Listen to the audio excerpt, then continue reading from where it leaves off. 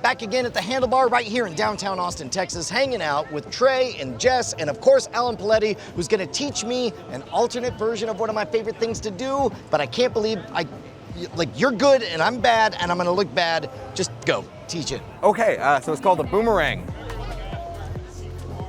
Nice.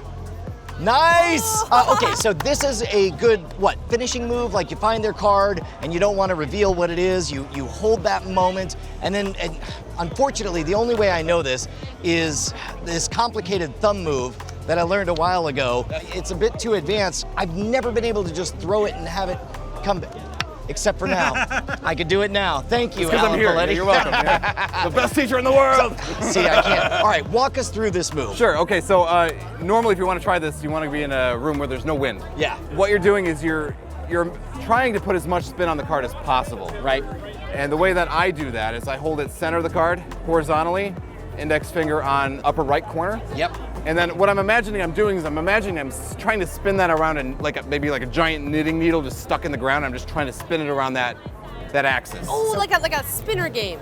Like that. So maybe that's a good practice thing. See if we can. There. Oh, I did it. What about you? What we want is your arm to provide forward momentum, and then you pull back, and your finger provides backward momentum. Yep. So you end up with a spinning. Perfect. You just want to try to keep it as close to you as possible. Because you're not trying to go for distance, you're trying to go for spin. I did it. Hey, all right. It feels like your arm goes up and out, and then you just sort of do that. I'm just jerking back. Yeah. Yeah. See, if you do it in slow motion, what's happening is you want the card to imagine staying stationary, and your hand is doing that. Yeah. You're just putting spin on it. So it's a bit like, I don't know, tossing a pizza or something. Trey got it. That was good. So something I'm noticing is that Jess is putting her finger a little bit too long on the card. You really want just the corner. You just need something to nick it. That's all you need. If you do too much, it'll change the trajectory of the card. Okay. So. All right, ready? 3, 2, 1. Woo! Hey! Okay. All right. That's it? No, that's not the trick. That didn't boomerang it out. We got the first part of the trick. So now you actually have to throw it in the air. Okay, so what angle do we do this at? You want to do it at a 45-degree angle. This is, boop, that's 90, that's 45. Okay.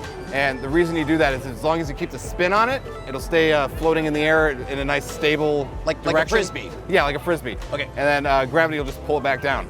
All right, here we go. All right. Sure, why not? Outdoor, in the wind, in the storm. Oh! Look, he's rubbing it in my face. Oh yeah, what about, see? Sorry, Austin. You can do it. Yay! That was a baby one. No, that's okay. That's okay. Baby steps. How high up can you go just by frisbeeing it up? If you have a nice controlled environment, I can do it on a proscenium-style theater all the way up to the rafters. Holy cow. Yeah, you can go really far. All right, all three of us have to pull this off. You realize To the rafters. that's the only way. To the rafters. Hey! All right, yeah. Show me. Hey! Close enough. Yeah, we both got it, Jess. I'll be your backup catcher. All right.